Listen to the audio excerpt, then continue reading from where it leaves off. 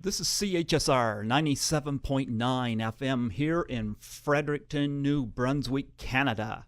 This is Python's Paradise, your film and music show, and this is your host, Greg Gilbert, aka the Python Hyena. And folks, I have a multitasker on the phone. She's an actress, she's a singer, she's an author, and she's also a crabby cook. She's also lovely, she's beautiful, and I absolutely adore her. I've been a fan for many decades. Folks, I give you the lovely Jessica Harper. How do you do, Jessica? Well, hi, Greg. Thank you for that beautiful introduction. You deserve it. Oh, man. I was doing an interview workshop the other night, and one thing I told people is don't give up on people, you know, and I was referring to you when I said it because I know you've been so busy, but we've been in touch, and wow, I'm so honored to have you. Well, I'm honored to be on your show. Thanks for inviting me. No problem. Now, it's interesting because I know one way we connected. I know before we talk about Suspiria and Phantom of the Paradise and whatnot, I know that you've been afflicted with something that we got to talk about because it's one of the reasons we got connected, because I made a donation to something called PXE International, and it's weird because I ran into an elderly nurse here that never even heard of this disease, and it's funny because I didn't know about it until I was preparing for this interview some time ago, and I was just looking up stuff on you online, and I just saw you do an interview about it, and I was like, I never knew about it. Do you care to talk about this? Oh, sure. I'll just tell you briefly. This is it's very rare, which is why your elderly nurse and you never heard about it. Most people haven't heard about it. It's very rare. Only affects maybe 20,000 people, but maybe more. Maybe some people, it's possible, don't even know they have it. It's a genetic condition that affects the connective tissues. I don't want to get into too much medical detail, but the worst symptoms are the vision loss, and sometimes there are cardiovascular and gastrointestinal implications as well. And it can be devastating. It can be mild. There's a range. But anyway, 3 members of my family have it, including myself. And so I'm on the board of an organization called PXE International that raises funds and does research and supports patients. And I'm very proud of that organization. Yeah, I got a nice card in the mail from them as well, which was really cool that they'd send that out because I, of course, made a donation in your honor, and they put that out to you. So I had no idea they were going to do that, but I appreciate it. Well, I so much appreciate your donation, as do they. So thank you very much for your generosity, Greg. Yes, and of course making us all very well known about that disease. And of course we'll plug that again before the end of the podcast so that you can get that out there further. Thank you. Yeah, but you are a multitasker, as I said. You got you know, you only got 2 hands and 2 feet, but you got a lot going on. I know. I keep all appendages going at all times. Well, you know what? We of course are celebrating the 40th anniversary of Suspiria, and of course back in March I had Stefania Cassini on here, my first call to Rome, and she was enjoying the Rome sunshine. She was not, in fact, sitting in razor wire. I'm glad to hear it. She said very kind things about you. So she's a lovely person. I haven't seen her in years, but she was very, very sweet, lovely to work with. Yeah, I was happy to get her on, and of course, Suspiria, celebrating 40 years. Boy, what a creepy movie! And I tell you, it still works. I like the music by Goblin alone, like really sells it. It's pretty incredible, that score, isn't it? I know it really does sell it. It really drives that movie. How did you come to get casted in this movie?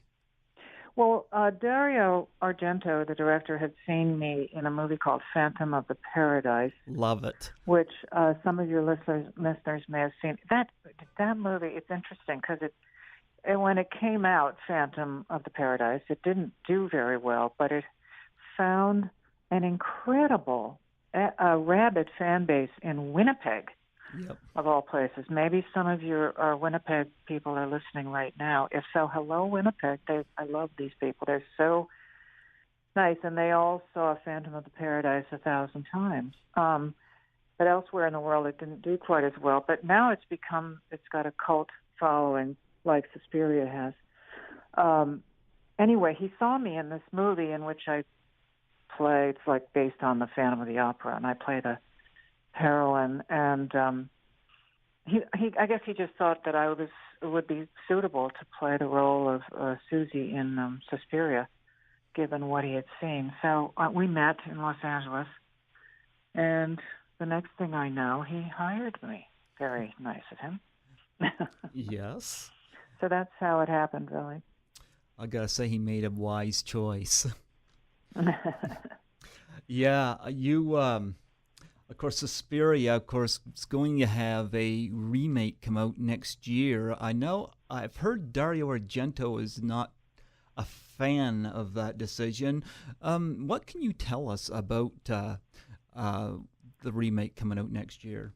Well, I can tell you for one thing, I'm actually in the remake. And I can tell you that, I can't tell you a lot because I haven't seen any of it, except, of course, for the scenes that I shot, which are very few. I just have a cameo, really. I can tell you that it stars Tilda Swinton, who is incredible. Yeah. And Chloe. yeah, and then the plot vaguely resembles the plot in the original Suspiria. It's just basically but just in a skeletal way. Beyond that, the plot is quite expanded in the new script, and also it for those of your audience who have seen Suspiria, you know that the aesthetic of it is very it's very beautiful with a lot of primary colors and very and this one is much more muted. It's more, at least the scenes that I was involved in, it's very sort of dark browns and yellows and very antique-y looking sets that I was on, for example, which are beautiful but just very, very different from the aesthetic of Dario's movie. So it'll be very, very different, and I just don't know exactly what it's going to be. That remains to be seen, at least by me. I hope to see it before too long. I do like Chloe Grace Moretz, so I will say that. Oh, yes, she's in it. I don't know. I haven't seen, as I say, I haven't seen it, so I don't know quite what she does. Dakota Johnson plays the part that I originally played in the movie. Yeah. And she's a lovely person. It'll be interesting to see how that works. So yeah, I'm very interested in seeing it, obviously. Yeah, I love the sounds too. Like even when you're coming out through the doors, the sliding doors at the airport, and you get the silence where the music cuts out, and you get the doors whisking, and then you're going out through, and little things like that, and the whispering sounds, and of course you do see Daria Nicolodi as you're going through those doors. Right. Oh gosh, I'd forgotten that. Yeah, you do. Right. Yeah. She just, of course, came off Deep Red, which was the film that Gento made prior to Suspiria. And you can't miss those eyes. Daria has those very, very distinctive eyes. Yeah, she does indeed. Yeah. But, yeah, a lot of memorable scenes. Of course, you had moments where you had, what was it, larvae or whatever in your hair.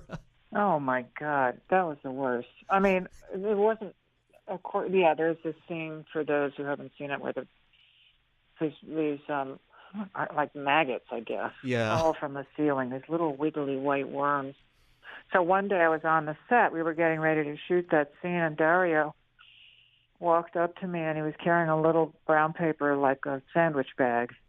And he walked right up to me and opened it and put it up to my face, and I looked in, and there was the bag was full of these little wiggly white worms. I just screamed. Later, when I shot the scene, and these little white worms are supposedly falling into my hair, it was actually they had stunt doubles. There was rice. It was actually rice they used in the scene so that I wouldn't get too grossed out. Oh, But that was wild, yeah. yeah. And of course, you had a lot of great moments in that. Like I love the scene with the music teacher, the blind music teacher, and the CNI dog, and just the sounds where he's there alone, and of course a tragedy happens, and Mm-hmm. yep. Yeah. And Very creepy.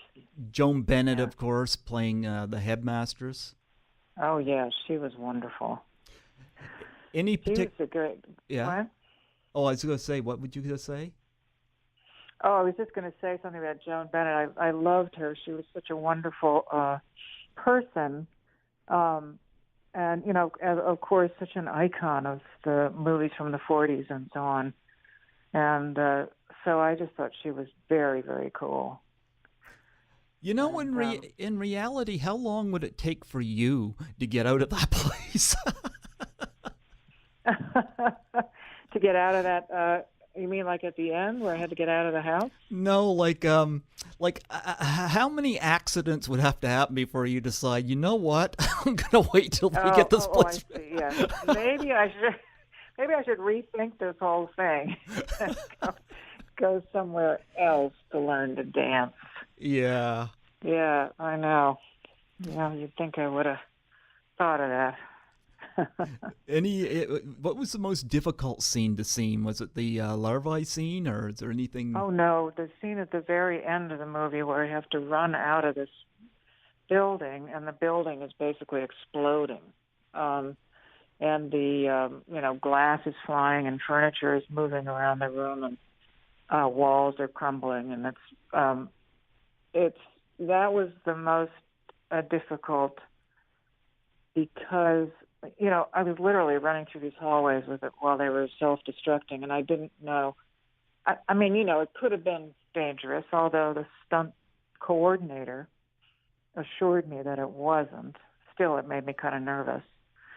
And then, and it worked out all right, obviously. But also they wanted me to do it in one take, of course, because they didn't want to have to completely reconstruct the hallway and do it again. They wanted to, they just wanted to get it the first time. Good thing you weren't working for Stanley Kubrick.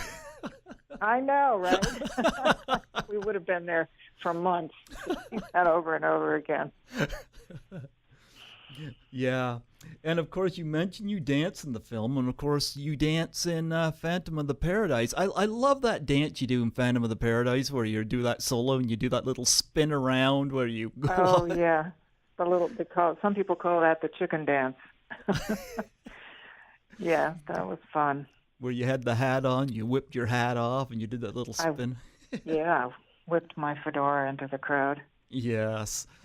I love the Phantom of the Paradise as well, and yeah, it was something very different for Brian De Palma, of course. Who I like his horror films best, like Dress to Kill and Sisters and Body Double. But I love Phantom of the Paradise, something like De Palma doing musical. I know. Who knew? Yeah. That in him. But it was really a fun movie. I love that movie. I do too. I got it home on Blu-ray. I watched it on Halloween. Oh, good call. Good call. And I got to say, Brian De Palma, what was your impressions of him? Oh, I thought he was quite brilliant. He had a wonderful way with the camera. I mean, he was very into camera movement, and he just used it very well and to great effect. He does that famous 360-degree camera move around a character, as when in Phantom of the Paradise when Bill Finley is singing a song and playing at the piano. Yes. And he he just takes that camera and runs it around him in a big circle. Yeah. And he's just very visionary that way. Great camera guy. And he was also just very smart and very funny. I really liked him. Well, how did you get cast for Phantom of the Paradise? I was in an off-Broadway show then called Dr. Salevy's Magic Theater. This was in 1973, I think. Okay. And it was a musical, so I was doing quite a bit of singing in it. And it became a hit show, so a lot of people saw it. A lot of people who would impact my future. Woody Allen's people saw it, and Brian De Palma saw it, and other people. And so, anyway, after he saw the show, Brian asked me to come and meet Paul Williams, as everybody probably knows, the composer of the Phantom of the Paradise, as well as many other wonderful songs. And I went and sang for him, and he liked me. So then they flew me out to California for a screen test. It was just like, I felt like I was in an old movie from the 40s where I got a shot, and I got to go to get a screen test, and they flew me out and put me in a hotel. It was very glamorous. And I was pretty sure I wasn't going to get the part because I was up against Linda Ronstadt for the role. Wow. So I like to brag that I got the part and she didn't. But it was very nerve-wracking, but also just a wonderful experience, really fun. You have a beautiful voice. Thank you. Yes. Yeah, I love listening to you sing these songs, and it's you get a very soulful voice. Thank you. Yeah. And of course, I just want to say right now, if anybody wants to go on SoundCloud, I just put up like a mini album of Christmas songs on my SoundCloud account. I have a little mini album called Mary Mary, if anybody's interested in a little Christmas music. There you go. Yeah, the Phantom and Suspiria could use some Christmas music. Yeah, sure. Oh, and speaking of Phantom, of course, we no longer have William Finley with us, and it's funny because I saw him in The Black Dahlia, which I remember when Brian De Palma did that film, I was like, there's William Finley, there's the Phantom, and then he passed away not too long after, and I know you've mentioned good things about him. You want to make any reflections about working with him? Oh, he was the best. He was, Bill was just the sweetest man, and I remember my first day of shooting Phantom of the Paradise, which was the first day I've shot anything. It was my first movie, and I was very nervous, and I didn't know anything, when they said, hit your mark, I thought they meant I was supposed to go hit somebody named Mark. I didn't know what they were talking about. For example, I was just clueless. So Bill kind of coached me through the day, and just his presence there, he was so reassuring. You're doing great. You're doing great. Yeah, that was great. He just couldn't have been nicer and more supportive in what was a pretty difficult situation.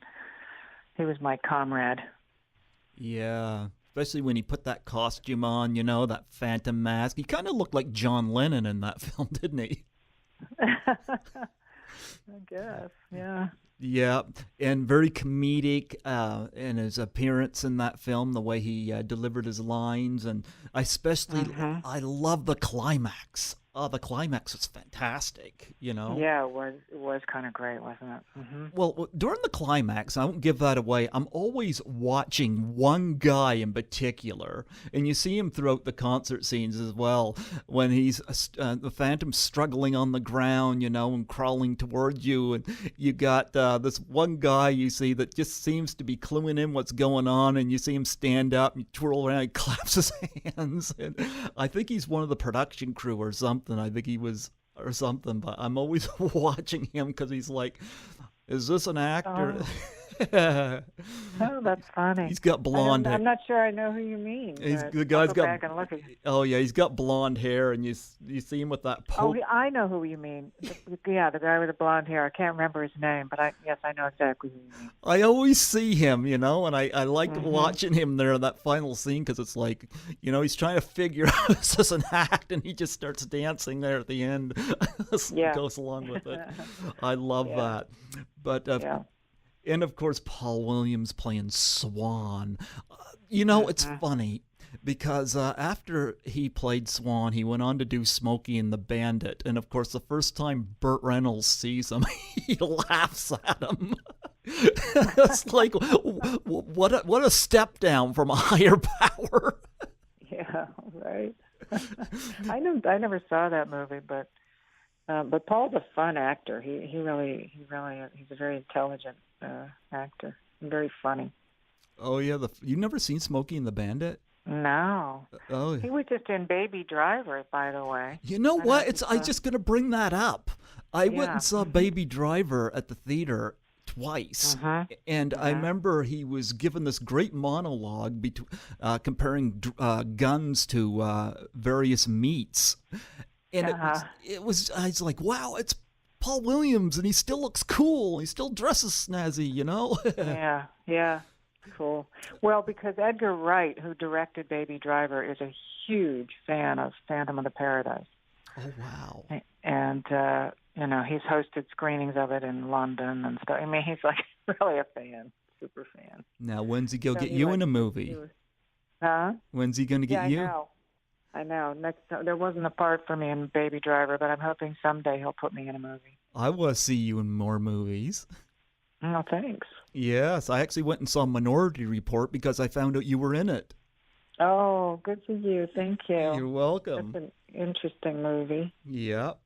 But, I loved Paul Williams in it. But, first time Burt Reynolds sees him in Smokey and the Bandit, he laughs. And it's like he's not Swan anymore. Yeah, right. He's not Swan anymore, that's for sure. But what an incredible musician. And he really had a lot of task on hand doing the music and a lot of that for Phantom. What was it like working with him musically in the film? Oh, my gosh. I thought the music was terrific. I was really impressed. And he just gave me, that great ballad to sing. It was like it's such a gift when somebody gives you a song that good to sing. Mm-hmm. That song, Old Souls. And, there was other fun songs too, but Old Souls was especially gorgeous. And so I just felt so, honored that he trusted me with that song. Yeah. So, he was great. It was a great cast. I mean, the people were really lovely and close, and, we were all in Dallas together for a couple months, so we hung out a fair amount. And, it was a really friendly group, really nice to work with. I love the Juicy Fruits and how they went from being kind of greasers at the beginning to wearing this like Kiss makeup and that great concert moment. I mean, that was fantastic. Mm-hmm. Oh yeah, they were great. They're hilarious. Those guys, really good. And let's not forget Garrett Graham as Beef. Oh yeah, he was amazing. Really funny, so funny. I love the psycho shower scene he has with the plunger. Yep, that was pretty great. Typical, very De Palma. Yep, I loved Garrett Graham's comedic reaction, and how he doesn't want to go back, and Mm-hmm. and that little stage where he flips up in the air and lands, and yeah, I love the Phantom of the Paradise. And another film I got to bring up, of course, is I just seen this recently, was The Evictors. God. You didn't like that one? Let's not talk about that one. Well, no, that was a horrible experience. Honestly, Greg, I'd rather not talk about it. Oh. Well, we just lost Michael Skip to the next subject. Okay, all right. How about Shock Treatment? Oh, Shock Treatment was fun. That was another group of really fun people. The Rocky Horror, Mm-hmm. the sequel to the Rocky Horror Picture Show, and I played Janet. Yeah. It was originated by Susan Sarandon, which was really fun. And again, it was just a really funny Nell Campbell and Patricia Quinn and Richard O'Brien and Clifty. They were just really, really nice people. Plus Barry Humphries, who, as some of your listeners might know, is famous for doing big, like on Broadway and other, in big venues. He does shows where one woman shows where he dresses as a woman and has a whole comedy act as a woman. And he's just an incredible actor and a gentleman. But anyway, that movie was really, really fun. And again, the music in that was wonderful. Really terrific music. I had Little Nell on here back in 2015, August of 2015. It was the first time I called Australia, and she was wonderful. She's my favorite part of the Rocky Horror Picture Show. Yeah, she is adorable. She's such a great person. I loved her. Yeah. Yeah, she's I listen to some of her music too. She's very, very funny, but man, I love that top hat and the makeup she has in Rocky Horror. Yeah. And of course Jim Sherman, came back as director. Yeah. Yep. You get to work with Clifty Young and Richard O'Brien, and they had everybody back, even Charles Gray. He brought everybody back. Yeah, everybody was back except Susan and I forgot his name, Brad. Why didn't they come back? I don't know. No? I don't know why. Not that you're complaining. No, right. I don't know why. Maybe they asked for too much money. I don't know. I always remember you in that black top hat and or bit wide rim hat. You go around and Cliff is in that cage all tied up and he can't do anything, and you're just there taunting. Yeah. Yeah, that was wild, that hat. It was like wearing I don't know. It was like having wings or something. It was huge. How long did it take you in the makeup chair for a movie like that? Because you were highly made up for Shock Treatment. Yeah, it wasn't that bad. No? It wasn't that bad. Okay. No, it was really pretty basic makeup, just more of it. Okay. And, it wasn't, okay. It wasn't bad. Now, as I said, I went to Minority Report, which I thought was a great movie, but when I found out you were in it, I knew I had to see it. And I got to say, it was nice to see you, and you get to work with Max von Sydow, and it was just nice to see you. What was that like, working on that film? Well, on the one hand, it was fantastic to work with Spielberg, of course, who, just to watch him work was really incredible.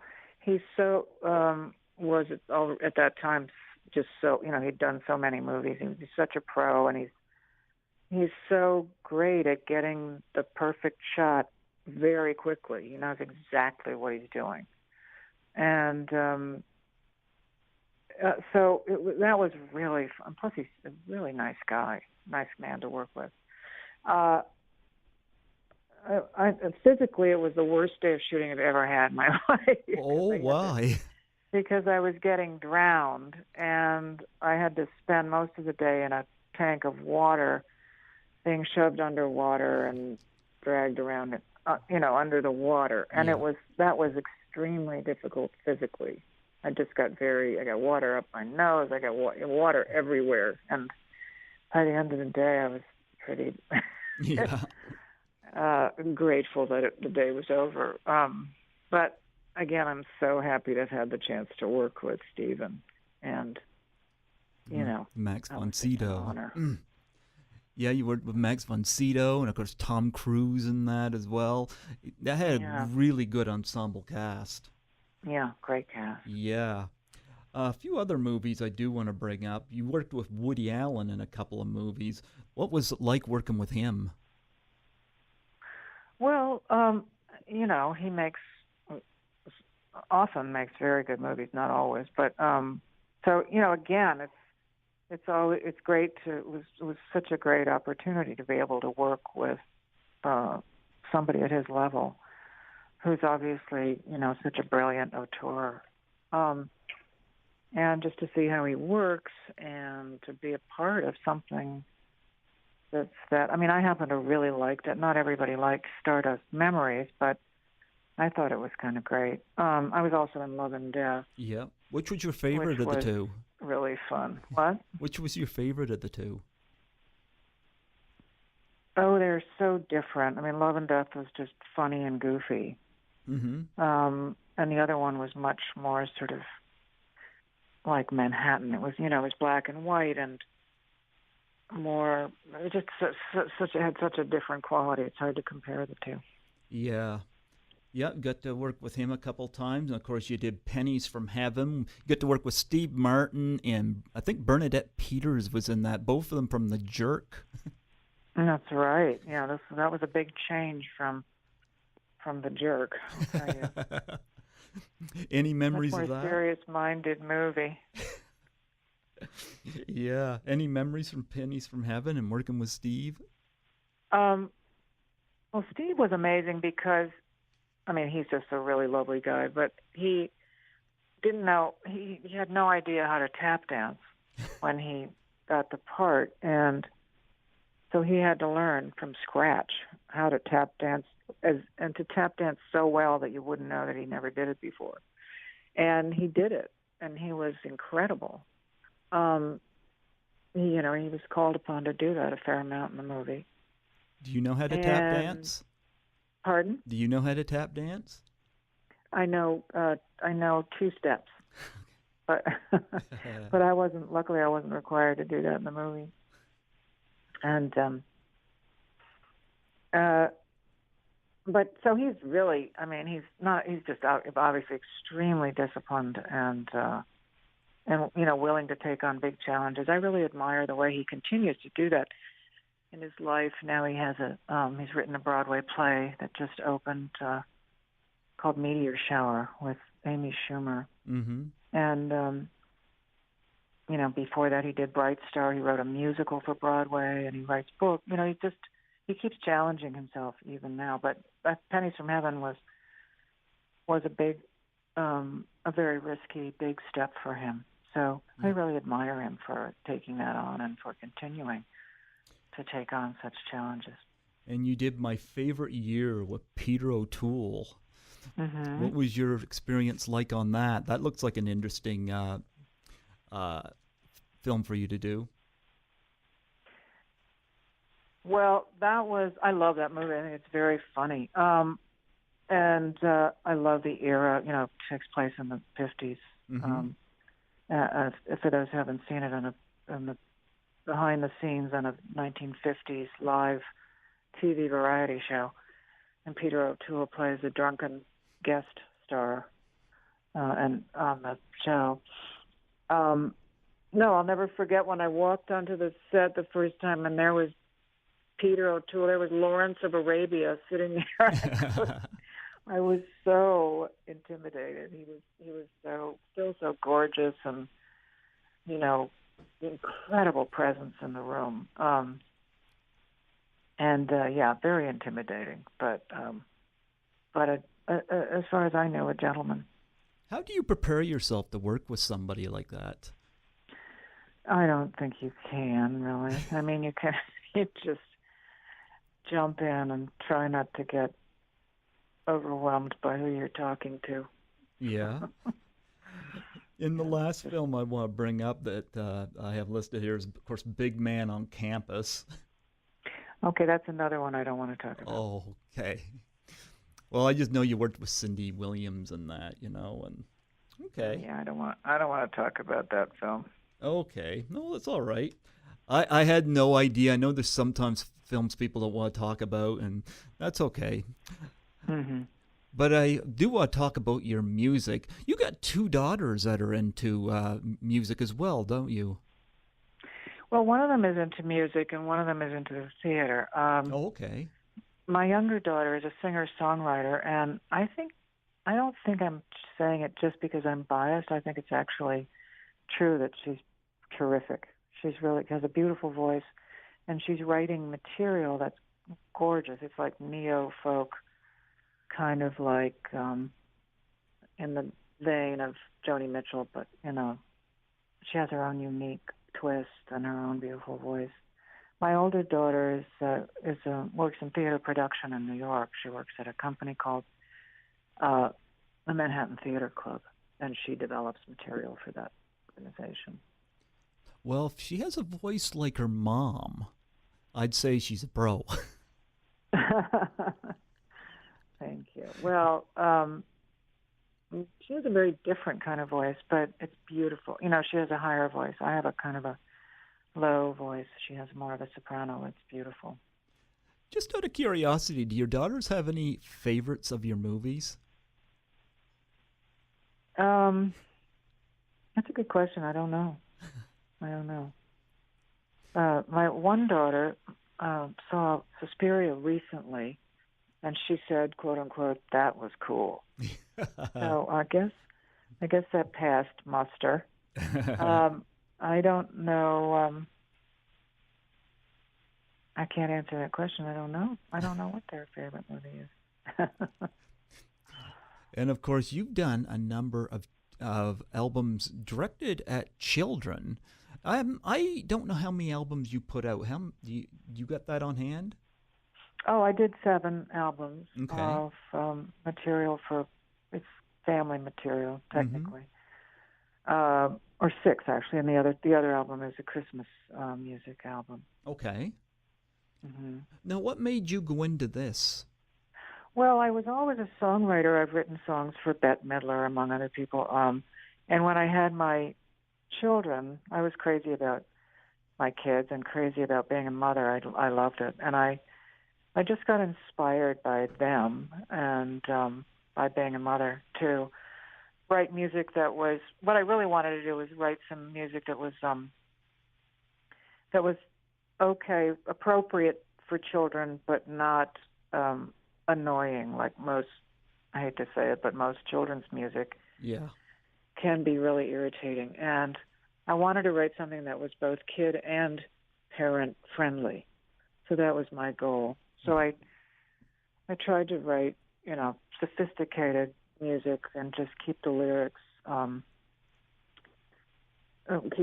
in a place where nobody would be traumatized by them. Well, I bravo to that. I appreciate that because I even hate seeing family movies that talk down to me. It's nice to have stuff that yeah. So bravo to you for that. I hate that when they talk down to children. Children do not need that. No, absolutely. I know you have one album called 40 Winks. Am I right? You do. You are right. Yes, it's a lullaby album, and it's one of my favorites of the albums. It's not up right now. I just bought it from the original company that owned the master, and so I'm gonna put it up on iTunes and Spotify very soon. What was it like the feeling of getting that first album done? You must have had a real sense of accomplishment. Oh yeah, I absolutely did. I didn't know I could do that. I like to do things that I don't know that I can do, and then find out that I can do them, which is what I'm doing right now. Working on the podcast I told you about. We can talk about that later. Yep. But making the album was really, I had a great sense of accomplishment and of having done something. I always have to have a creative project in my life, whether it's an acting role or a writing project, music project. Otherwise, I start to feel useless. So, so that was a great thing to be doing at that time in my life when I was raising children. Now, when you did your first album and then going to your second album, what was the transition like going from your first album to your second album? Did you raise the stakes or any new challenges? Well, I just tried to make it better than the last one. You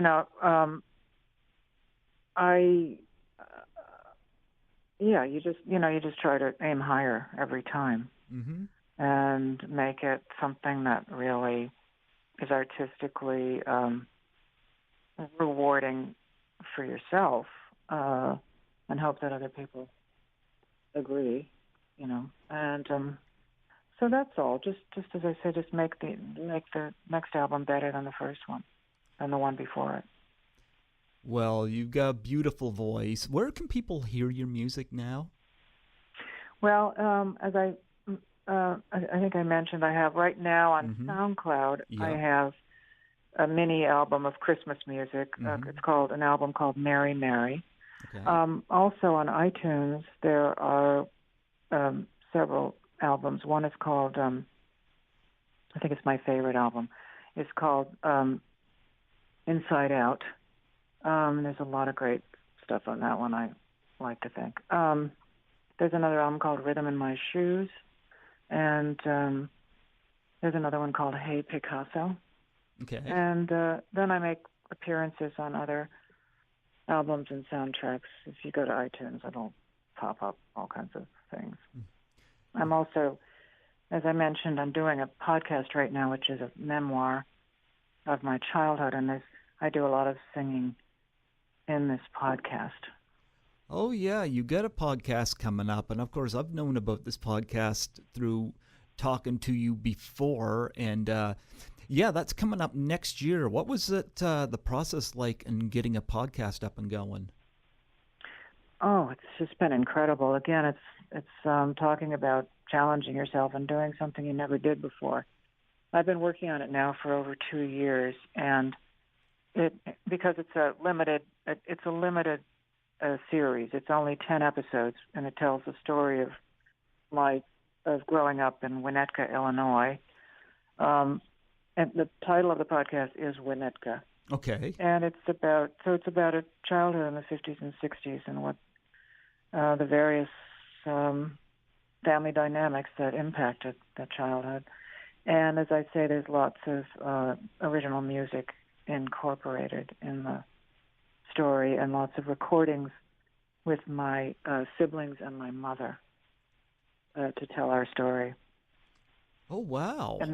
And that should be coming out. At the moment, I'm aiming for March. I'm hoping it'll be launching in March of 18. Wow, that'll be exciting. So you're only gonna have 10 episodes? Yeah, it's a limited. As I say, it's a limited. It tells a story from beginning to end. As some occasionally you'll hear another podcast like that, like S-Town, for example, which is only 7 episodes.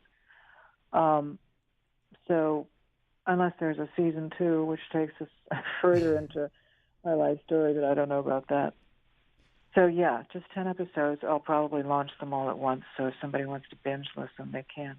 Oh, yeah. Well, you know what? I like to do that when I'm doing some editing and stuff like that. Love to listen to podcasts, and yeah, it keeps my mind occupied while I'm doing things. And yeah. Now we have to talk about you being a crabby cook, because I know that you did a video where you made scrambled egg and you mixed it with sour cream, and I gotta say, bravo to that. That is delicious. So good, isn't it? It is. And a spoonful of sour cream at the end, just as the eggs are finishing. Yes. And it makes it so rich and so delicious. I've got your Crabby Cook Book, and you're like me. I guess you're not a person of the kitchen, huh? Well, the truth of the matter is, when I put my mind to it, I'm actually a good cook, but I just get so... unlike some cooks who just love to be in the kitchen all the time cooking away, I don't really want to do that. And when my kids were little and I was cooking every day, and the book, I wrote this cookbook / memoir about feeding my family, which if anybody reads it, they can see why it becomes challenging, because I have the pickiest eaters in my family. And my husband being the worst. So now that my kids they don't live at home anymore. They're in their 20s, but they come home for Christmas, as they will do shortly after we record this podcast. I love to cook for them now because I only have to do it, a few times a year when they come home. And then I just spoil them and I make all their old favorites. But if I had to do that every day, I think I would be very crabby. What about your husband? You still cook for him? Yeah, I do cook for him. I do, but he works late usually, so I don't have to. I usually just cook on weekends for us. But I would encourage your listeners to go to the website, thecrabbycook.com, and there's lots of fun stories and recipes there. I've been on your webpage numerous times, and I gotta say, your sister is a very good artist. Oh, she's a wonderful artist. Yes, she did drawings for both my main website, jessicaharper.com, and also for the crabbycook.com. She does wonderful cartoonish, and her name is Lindsay DuPont. Yep. She has her own website and her own business, selling her art, which is just fabulous. Yeah. You think that's a good likeness of you that she puts on there? I like to think so. Yeah, I've noticed that, the artwork, and got to plug your sister's work because it's very comedic, but it's also it's simple but effective, and I like that. And that usually works even stronger. Yeah, no, it's great. It's wonderful. Yeah.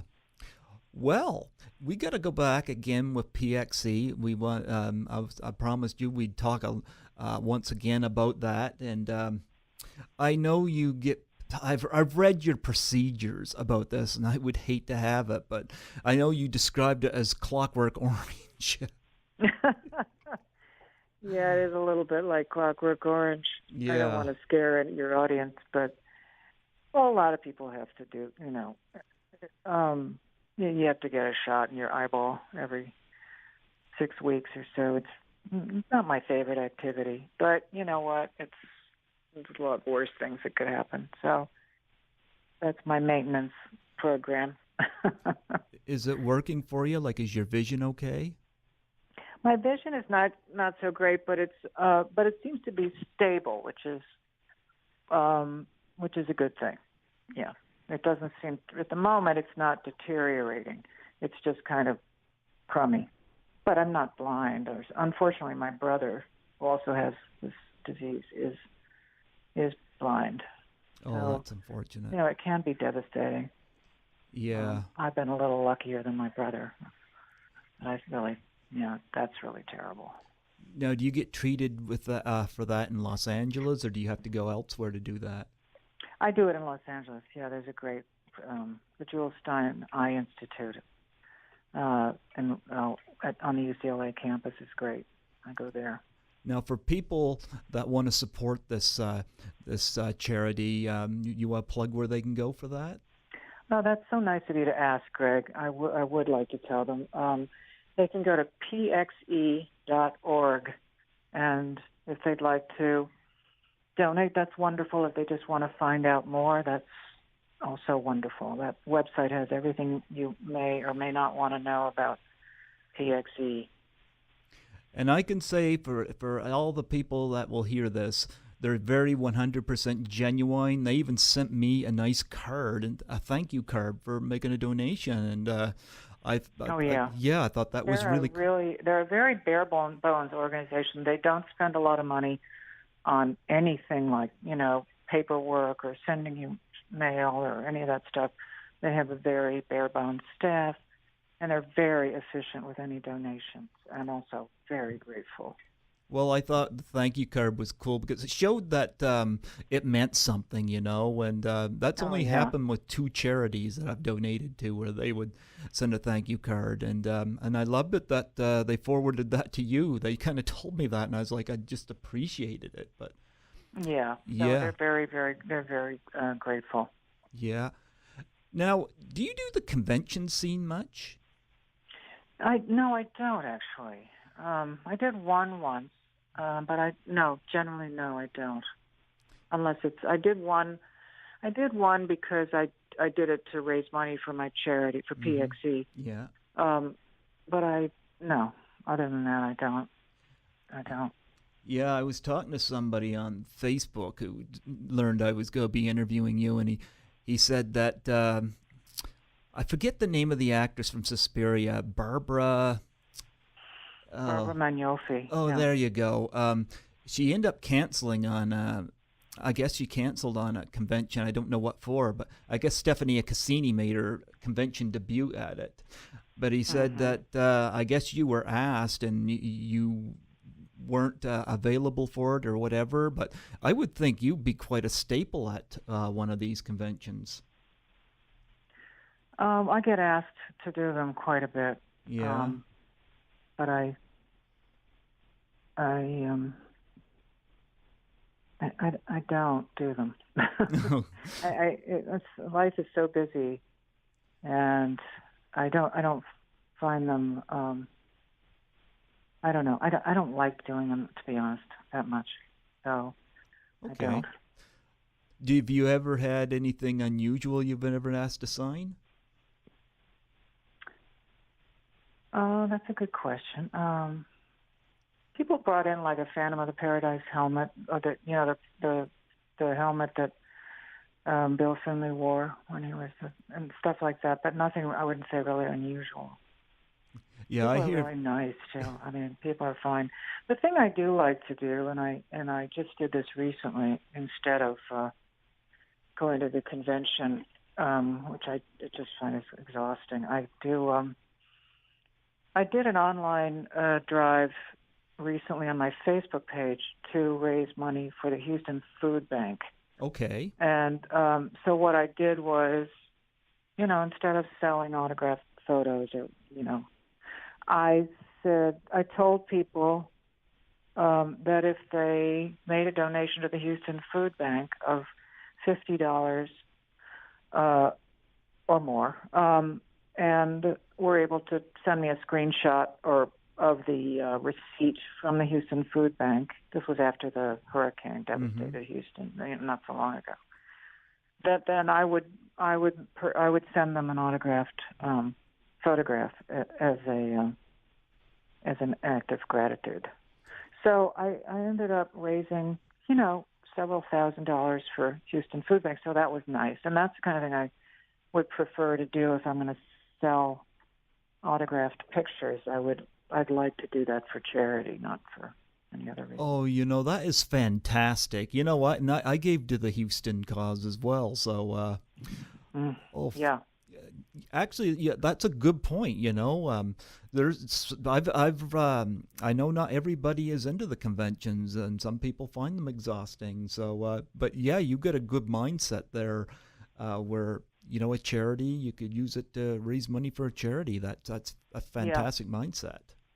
Yeah, that's what I like to do that for. But it's easier to do that on this way of doing it, which was doing it online, and then the money just goes directly to the charity. Is It just seemed like a good way to do it. Much more efficient way to do it. Okay. Well, before I let you go, would you like to plug any web pages or anything like that again so that people know where they can reach Sure. you? Yeah. Why not? Yeah. So I just would encourage people to go to jessicaharper.com or thecrabbycook.com. And I would also ask them to, if they want, to come follow me on Instagram. My handle is Jessica Harperama. And or come to my Facebook page and say hi. And Yeah. if anybody wants to make a donation to either the Houston Food Bank or PXE International, and they can send me a proof of donation, I will send them a signed photograph. And I'll give you an email address where they can send me their proof of donation, and that would be jessica@jessicaharper.com. Perfect. Perfect. Yeah, you'll. And I'd be happy to keep that going if anybody's interested. Absolutely. And last thing I'll say is keep an eye out for my podcast in 2018. And if you follow me on Instagram or Facebook, believe me, I'll be telling people, giving you a heads up on those media about it. But Well, you know what? I wish you the best of luck, and maybe next year, if you're up for it, I could have you back on again, and we can talk about that and talk about any updates you have. sure, sounds good. Well, Suspiria, the sequel will be coming out, or the remake, or whatever it is. Yeah. We could talk about that, perhaps. Yeah. When's that coming out? When next year? Well, it's not clear yet. Last I heard, they were maybe going to take it to the Cannes Film Festival, which is usually in May, Okay. and then perhaps open it in the fall. But I don't know if that's what they're thinking now or not. I don't know. I'll probably find out next week. Well, Jessica, before I let you go, I was wondering if I could get you to do a plug for my show. Okay. So like this. I'm Jessica Harper, and I'm listening to Greg Gilbert at Python's Paradise out of New Brunswick, Canada. There you go. Okay. You ready? Oh, is that what I say? Okay. Yep. Yeah, okay. Okay, shoot. I'm Jessica Harper, and I'm listening to Greg Gilbert on Python's Paradise out of New Brunswick, Canada. Canada. I have to do take two. Sure. I'll do take two. Sure. I'm Jessica Harper, and I'm listening to Greg Gilbert on Python's Paradise out of New Brunswick, Canada. Fantastic. You ever been out to this way before? Is that anywhere near Winnipeg, or is it totally the other direction? I think it's the other direction. You know, we're right next door to Nova Scotia and Halifax. Oh, okay. No, I haven't been there. Yeah, we're 4 hours ahead of you. Oh, wow. Okay, so Yeah. must be beautiful up there. Yeah, we're an hour ahead of Toronto, and we're 4 hours ahead of you. Wow. And you probably have nicer weather. Well, I guess so, yeah. But I'd like to see a little bit of winter once in a while. But right now in L.A., it's about 70 degrees, I'm sorry to tell you. Well, it's a little wet here, but I could do without the snowstorms. I tell you, we get them bad. Yeah, I bet. That's got to be tough. It is. Well, Jessica, this has been such a huge, huge honor to have you on here celebrating the 40th anniversary of Suspiria, Phantom of the Paradise, Crabby Cook, your music, and your beautiful self. Oh, you're so sweet, Greg. Thank you so much for having me. Absolutely, and I'll send some stuff out to the mail for you so you can get back to me on that. Sure. I look forward to that. God bless you, and like I said, maybe next year I'll have you on again. Sounds good, Greg. Thank you so much. Okay, you take care. You too. Bye-bye. Bye.